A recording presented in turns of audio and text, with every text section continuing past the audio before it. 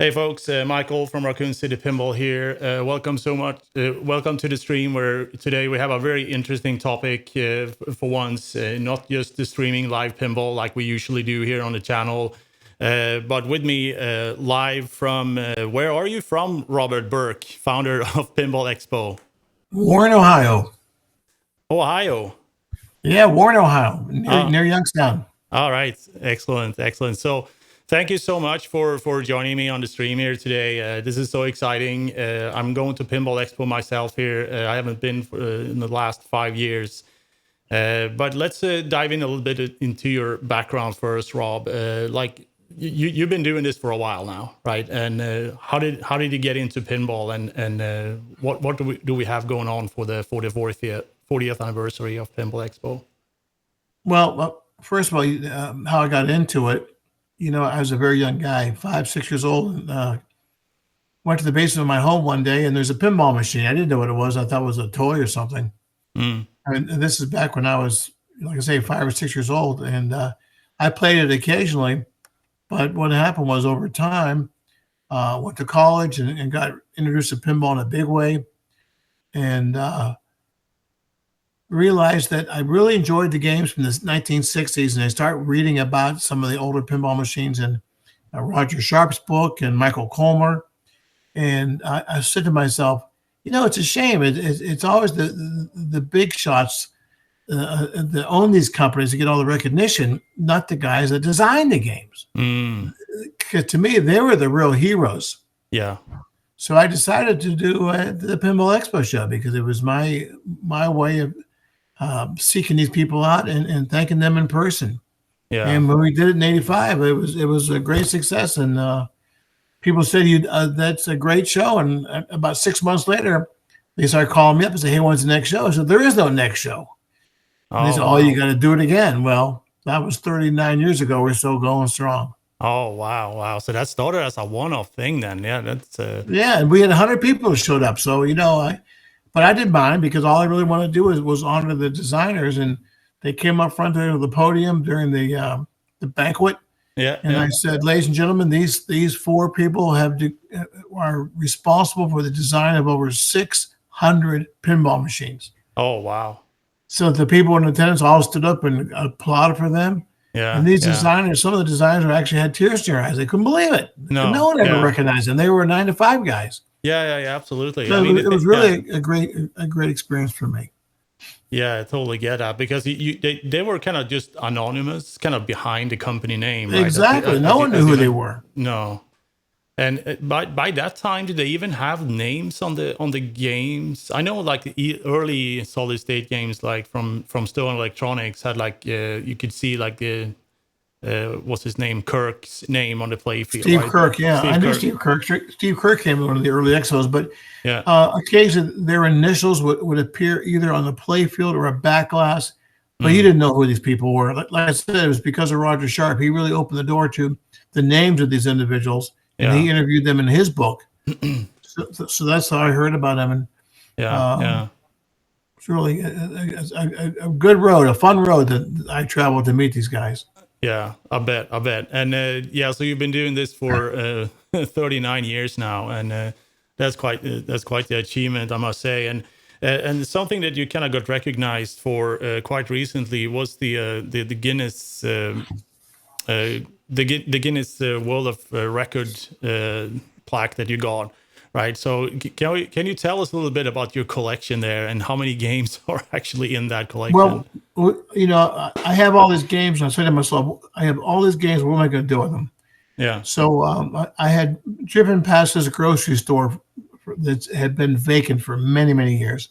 So I said to myself, what if I were to buy that store and just put my games in there? So I was so nearsighted. I was so crazy. I thought to myself, I'll put all my games in there, and maybe once a month I'll drive down there and open the door up and play some of the games. And that was it. And my wife said, you're crazy. If you're going to do that, then you might as well open up to the whole world. Let everybody enjoy your collection. So I said, you're right. So I bought this grocery store and spent a year and a half just really gutting it out and making it into a place that you can be proud of. and it contains over 600 pinball and video games. Oh, wow. And people pay one price to play, and they go nuts. Yeah. But Yeah. after being open for a year, we had the press come down, and they interviewed me, and they're getting ready to leave. And my daughter says to one of the guys, "Hey, hang tight." So I don't know what's going on. And then she hands me this award that was wrapped up, and I unwrap it. Yeah. And here it was from the Guinness people recognized me for having the largest collection of pinball machines. Now this isn't multiple titles; this is individual titles. Yeah. So over 1,040 individual titles of different pinball machines. And she presented that award to me, which I was just couldn't believe it. I knew I had a big collection, but for her to do that to me, and she kept it under wraps for 2 years. It took her 2 years to get all this information. Oh my God! But she put it together, and I was thrilled to have it. Yeah, And, that must be a shocker, just standing there with the plaque on with your name on it. That's amazing. It's unbelievable. It's great. So, let's face it, people enjoy certain hobbies, but you got to have a passion, and you have to have a passion so strong that it is part of your life. Yeah. Which is pinball has been for me. And agreed. Pinball to me has always been fun growing up. I grew up in the 60s. So back then, what could you do? Well, you play marbles or you collect baseball cards. Yeah. Doesn't sound very fun. Ride a bicycle. Yeah. And there were certain things that were etched in my memory. But one of them was, being introduced and playing pinball. And it kept escalating to the point that I developed this crazy collection, which is, very, very large, to put it mildly. Yeah, for sure. So I actually played a few of your games. You brought a lineup of very rare. I think those were Spanish games, right? It was like Wolfman or something like that. And it was games like I never seen before, right? Is that a kind of titles that you're kind of gravitating towards, kind of finding those like really rare games, or is your collection kind of all over the place, right? Well, I've always been interested in the unique titles. Yeah. I mean, everyone's seen the Addams Family, everyone's seen the Theater of Magic, whatever it may be. But I had gone to Spain several years ago, and it was one of the guys that had been to Pinball Expo. So he invited me to come to his home and to check out the area. And I went to this one fellow that had a very huge collection in Spain, and I'm looking at these titles and what? I never heard of these games. Who's this manufacturer? I never heard of this guy.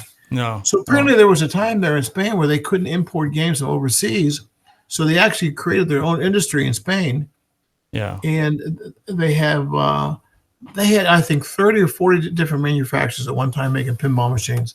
And some of them were very simple. Some of them were knockoffs of American games.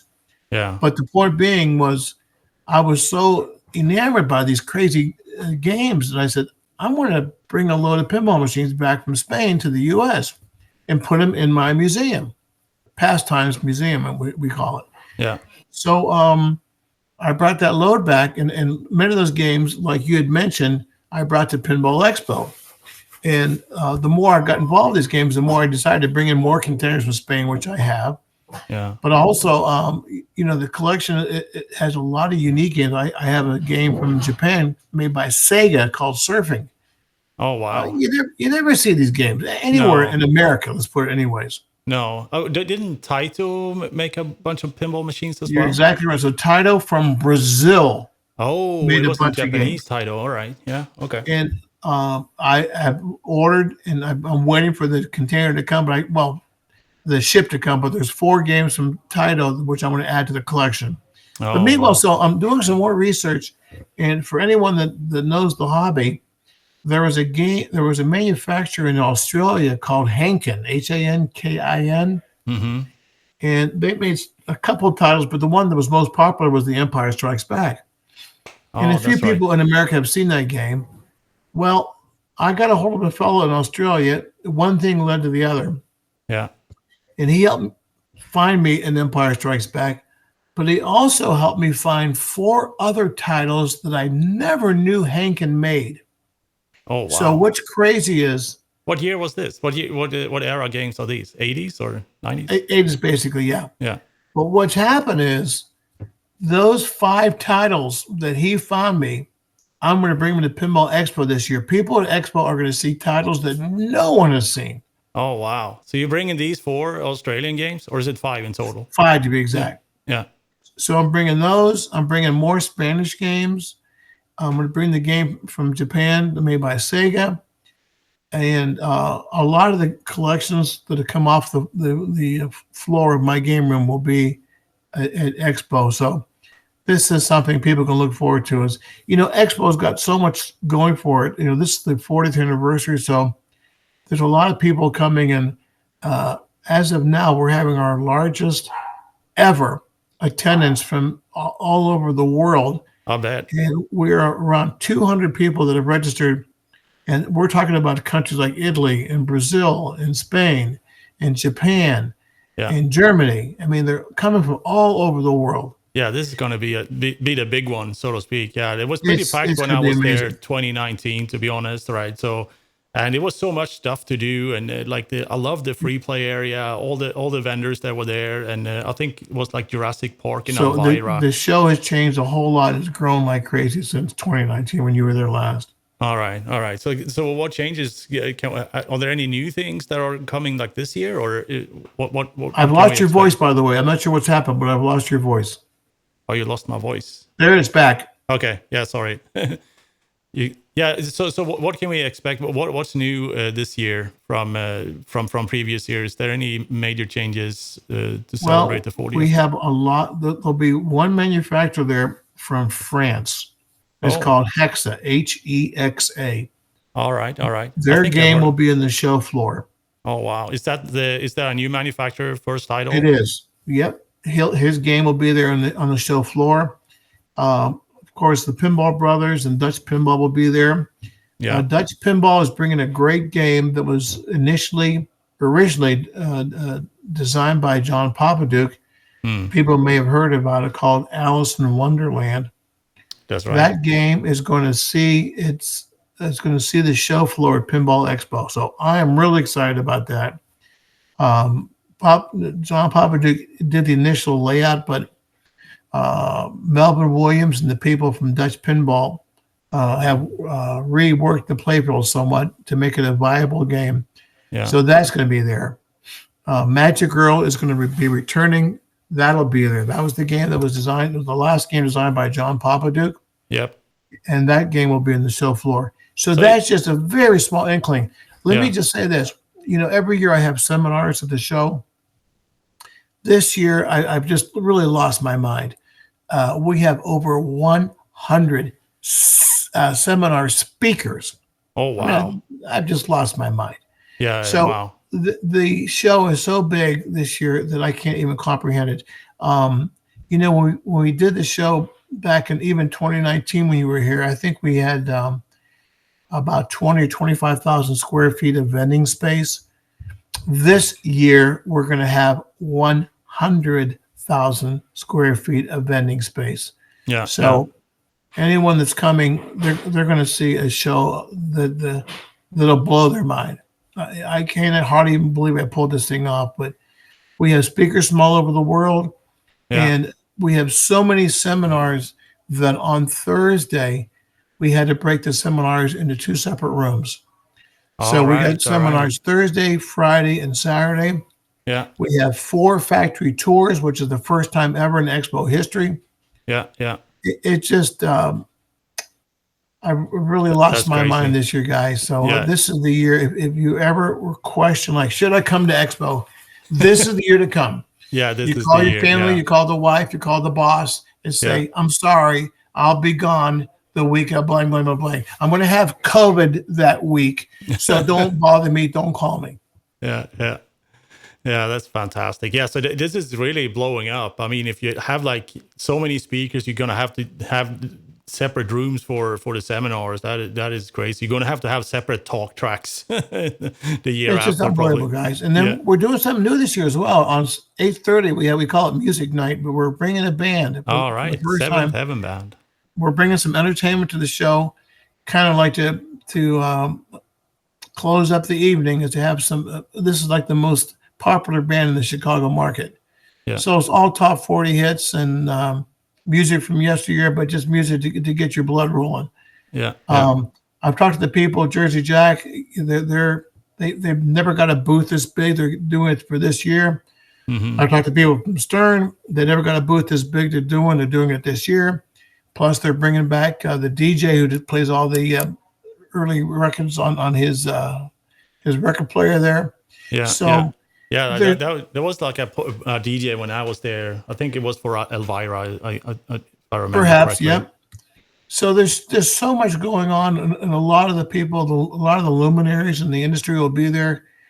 And we're having several seminars from people that have been in the industry for a long time. So the one I'm looking forward to in particular is one by Pat Lawler.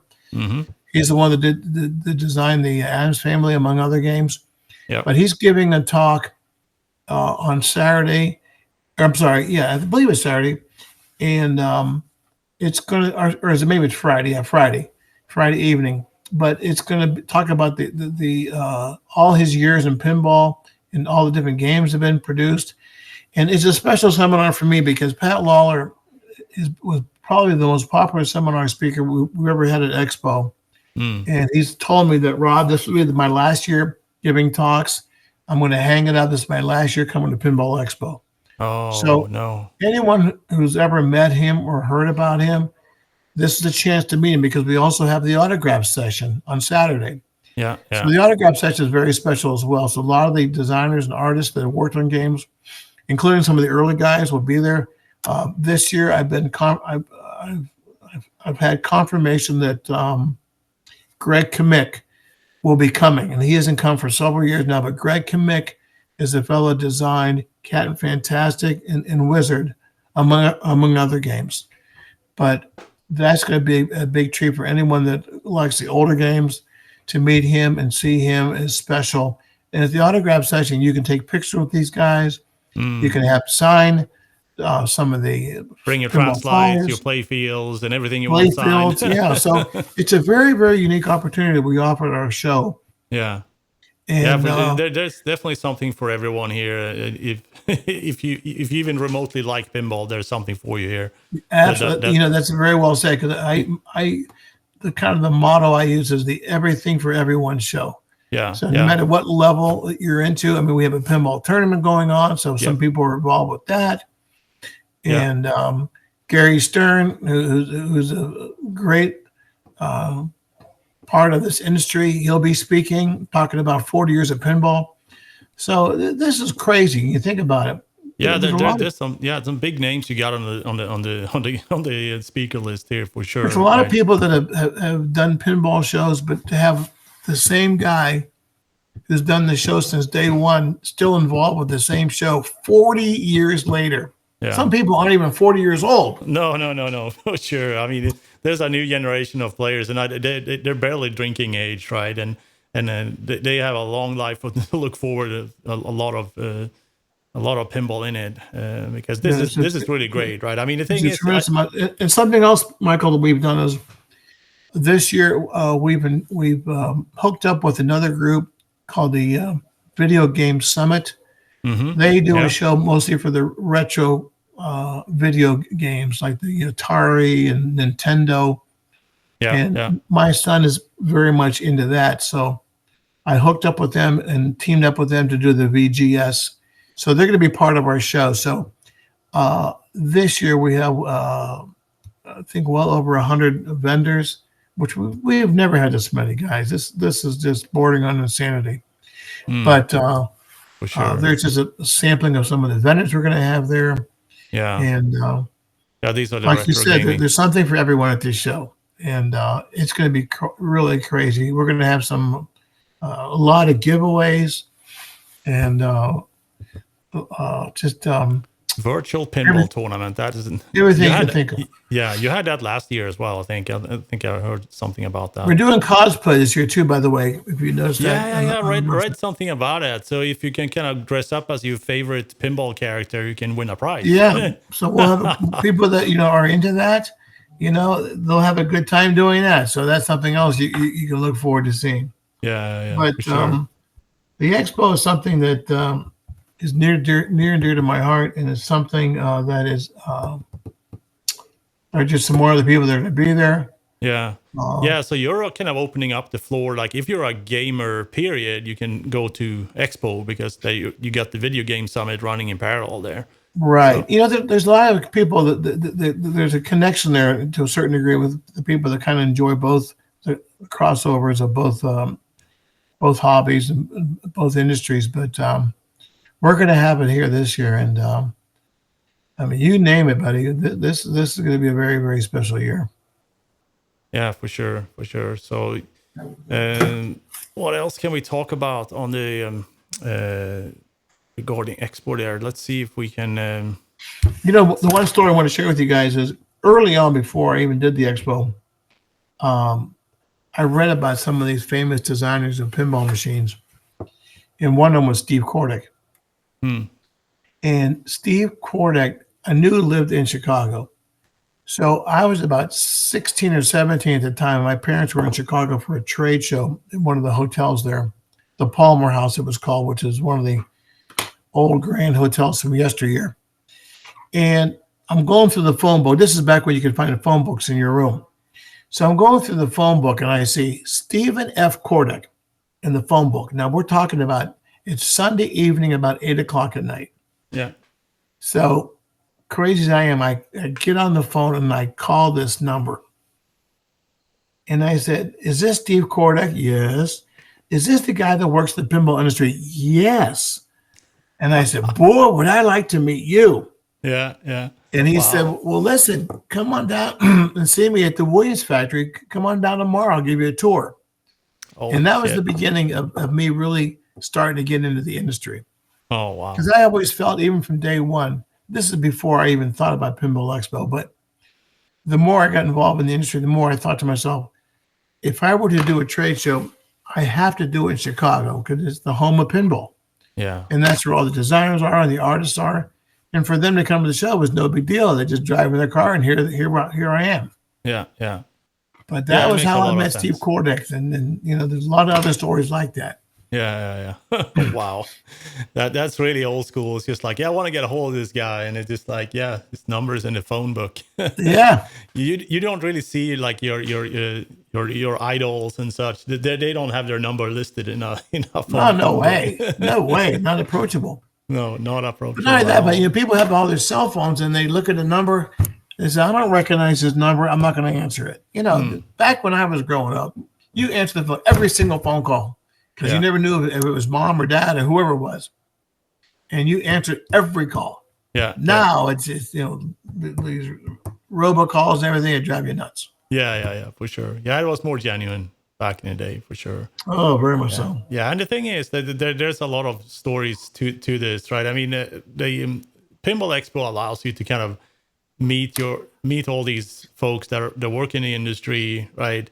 I can speak from my own experience that I just struck up a conversation with George Gomez, who's the VP of product at Stern, and we just talked about pinball, right? And that is a very rare thing to do, I think, in any other kind of industry, right? Where you can just mingle with all these people and just have casual conversations with everyone, right? And I think that's one of the unique things with Expo where that happens. And these people are down to earth and they're willing to talk to you and take pictures with them. Yeah. When I first did this show, a lot of these guys came to the show. I remember Kevin O'Connor, and he's the fellow that did the artwork on Kiss, among other games, the original Kiss. Yeah. But I said, "Would you speak at our show?" He says, "Who wants to hear about me?" I said, "Just trust me." Yeah. He came down and gave a presentation and bought a few pieces of his artwork. Yeah. And people were asking him questions that blew his mind. He even said, "You guys know more about my artwork than I do." So when it was all done, he smiled and said, "Boy, I'm impressed. These guys are really into the hobby. Yeah, yeah, So it's yeah. all kind of good stuff like that. Yeah, you'd be surprised about the fandom, right? I mean, you basically have what you say there, people knowing more about your work than you do yourself, right? that's that's pretty impressive, to be But honest. Kevin O'Connor is another guy that'll be there, Yeah, and you know, you got to meet these guys, even the old timers. Meet them when they're still around because they're not going to be around forever. I mean, one of the more famous artists is Dave Christensen. yeah. What So he games have did you worked on? Fantastic Mata Hari, and Oh, he did a wow. lot of really fun artwork. And he just passed away last year. So these guys just can't wait around forever, guys. If you want to meet them, Yeah, this is the year to come. yeah, this is the year for sure. That's amazing. So I'm a little bit curious about if we kind of poke around a little bit in your collection there. So one of the questions I kind of pre-screened with you here, it's sort of like what are your like Mount Rushmore, right? What is your 4 kind of top games in your collection, or in general, if you have games outside your collection that you actually like? Yeah, I would say that Theater of Magic Yeah, and that's a good one. Medieval Madness to me are my favorite games. Yeah, And then there was a game in 1960 made by Gottlieb called Texan. I mean, it's a game you rarely see, yeah. but Texan as a person from Texas. there you go. Yeah, But I bought that game, and a guy that works for me, Tony, he says, I'm going to bring this game back to life for you. He put 80 hours into that game, and we built every single component. yeah. That game moves as fast as a game you buy today off the shelf. Oh wow, But that's so cool. it really plays, and it's a lot of fun. But that was a game I really like a lot, and another one called Post Time. So there's 2 EM games and 2 solid state games. And the people that are viewing in today, guys, give the early games a shot, the EM games. Yeah, I will say this, they do play slower. However, if they're tuned up, they don't play slower. no, So if you play one that plays really dead, it's Yeah. because whoever owned it never took the time to rebuild the components and bring them back to life again. yeah, for sure. And if Wax they the do play that, the field, games are change- really, really enjoyable to play. Yeah, get those coil stops replaced, get the coil sleeves replaced, clean everything out. Yeah, I mean, Yep. you It's a lot of when grease. Build up a grease over all these years to make these Yeah. games so sluggish. yeah, And it's yeah, a matter of rebuilding the thumper bumpers and Yeah. all the other components, the stepper units. But that's part of bringing these games back to life again. And they can be as much fun as the new games. Yeah, and actually, absolutely. in a way, almost more fun. So you youngins that are watching say, how could it be more fun? No way. Well, the way it can be is the ball moves slower. So Yeah. it's easier to follow the game. It's easier to understand the directions. It's easier to make a certain shot. Mm. Because now the game moves so fast. Half the games I own, they're cool. I mean, for instance, I love Godzilla. That'd be Yeah. up there on the list too, because I've Yeah. always been a fan of Japanese culture. yeah, But the game moves so fast, unless you stop the ball and trap it, yeah. it's You hard have to play just very know where, defensive. I got to hit that target or go up that ramp. It's more difficult in the newer games than the older ones. Yeah, it's definitely more tactic involved in older games, because you need to kind of set up like your shot and your ball and how it bounces. You kind of need to set it up in a completely different manner, like the dead bounces, like everything, right? Michael, something else we're doing to show this year, just thought about it, but we're having I'm trying to think what I would call it, but we're having a display on the vendor showcase on the vendor floor where you can, they're going to show you how to replace thumper bumpers or to fix a flipper mechanism. So there'll be like a hands-on kind of workshop run by Mark Gibson Yeah, from Colorado, along with Kim Oswald, who was coming from Australia. wonderful. Tie me, hang around. How'd that song go? Yeah, I have no That idea. kangaroo. Anyways, Yeah. he'll be there talking about certain parts of repair sessions. So that's going to be a lot of fun between him and Ken, both giving their talks on Mark Gibson and Kim Oswald on repairing games and If That's you've never worked fantastic. in some of the games, they're going to kind of show you some of the tips on doing them, how to solder Yeah. and stuff that some people just take for granted or never took the time to learn. But there'll be workshops there on the floor where you can Yeah. observe how it's done. Yeah, that's fantastic. I mean, that's just a big part of the hobby as well. Like they're just working on your games, getting them tuned up, and doing replacements and such. And that's another good thing about Expo. At least the year that I was there was a lot of parts vendors there, right? So you can find really rare parts for games that you might have in your collection that you haven't found anywhere else, right? I bought a bunch of things there. I think it was for my Meteor that I had at a time, right? And it was just great, just going through all There's the something else. stuff. You just remind me of something else. So this year, Marco is coming. Oh yeah, Marco's there. I But know that. Marco is doing something very unique. Yeah. They've teamed up with Emoto, Yes. She and works there. they have some sections of their warehouse full of miscellaneous parts. Some that have been discontinued or whatever, but they are going to bring a truckload of parts down. It's almost like a scratch and dent sale, but they're going to have a whole section with just like a supermarket of parts that they're going to sell at reduced prices. So, guys, that you got to see. That is going to be fun. That's going to be wild. Absolutely. That's going to be new for this. Marco brings a lot year. of games as well, right? They don't just bring parts, right? We also are going to do a lot of souvenirs. You know, a couple of years ago, we introduced our little mascot, Flippy. Oh, And this that's year, right. we're bringing his sister, Flippette, their little brother, Chip. Yeah, there's And we're some gonna great bring- photo opportunities there. And we're going to bring, well, these are going to be the plush animals for sale. Yeah. But we're also bringing their Aunt Tilt and Uncle Poppy Pop Bumper. So you're going to see the whole family, Flippy's that's family, hilarious. they will be So there this- at the show. So, Yeah. So you got like big costumes made for these as well? well, we have one we've done. Yeah. But we have a lot of the plush animals that people bring home and the kids enjoy, of course. Yeah. We're also having a guy, Tanner Walters, is coming down. Tanner Walters is a school teacher, but he's going to bring an area where the young kids.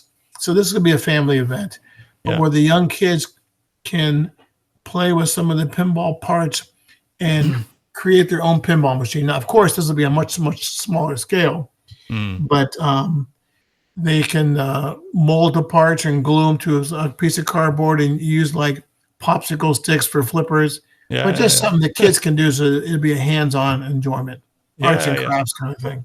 Yeah, you got to start somewhere, right? I think that's a great idea.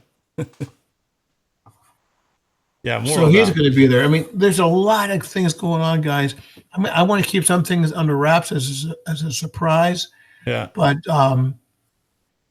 is there like is there like a big kind of keynote or like a big kickoff event or something like that, or it just for those that come when they buy the full package, they also get the opportunity to come to the Interium Bumper Blast.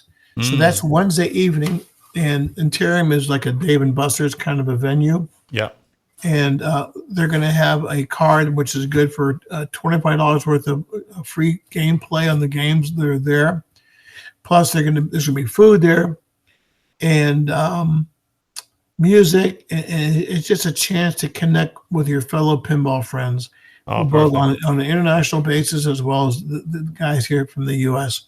Yeah, that's a pregame party. But that's one thing about Pinball Expo. A lot of people meet other pinball enthusiasts and friends that they meet at Expo, and it's become almost like a class reunion where you hook up and say, "Hey, let's get together for lunch or dinner." And next thing you know, you got friends from all over the U.S.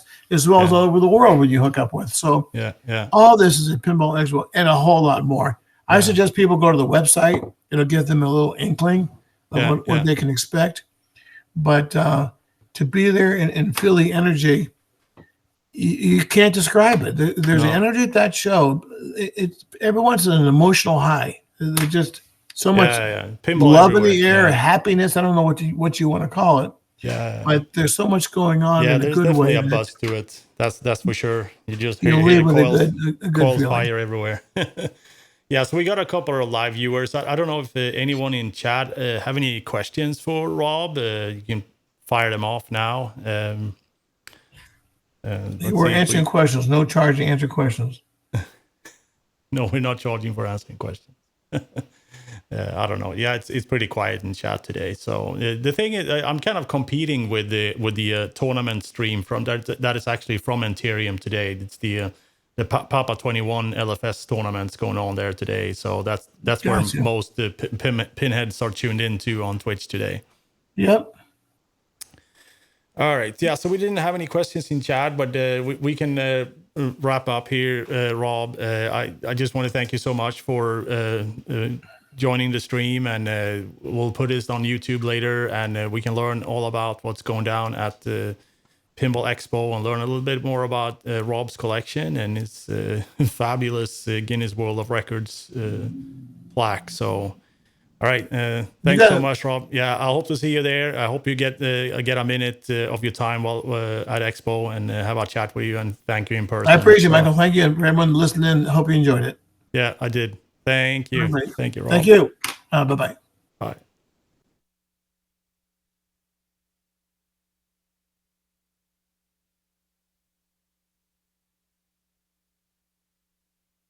All right, folks. That was Robert Berk from the Pinball Expo founder, and he's also a Guinness World Record holder. Pretty amazing. So, thank you so much if you're tuned in live or if you're watching this later on YouTube. This was super fun. I learned a lot, and I really look forward to going to Pinball Expo this year.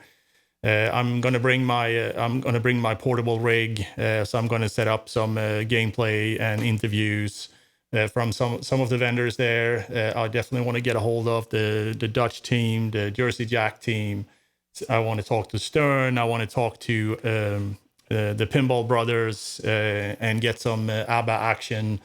And I actually get to play an ABBA game before I go to Expo, believe it or not. So that will be a fun one. So anyhow, that's it for me. We'll hope to see you on the next one or catch you in Chicago. All right.